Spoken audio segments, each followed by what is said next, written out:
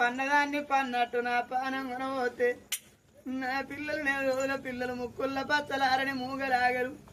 అయ్యా నా పిల్ల ఎడనాడే ఎవరో ఒక అత్త నాయనో అయ్యా అంతున్న గండం గంతేసిన తప్పదన్నారు. అవని పానం పోగ తప్పదన్నారు. అయ్యా నాకు 3 గడియల సెలవిండి 3 గడియల్లా నా భర్తను విరిసి నా కొడుకును నా కోడలను విరిసి వాళ్ళ చేతుల్లో పెట్టి నా పానం తీసుకుంటానన్నదమ్మ.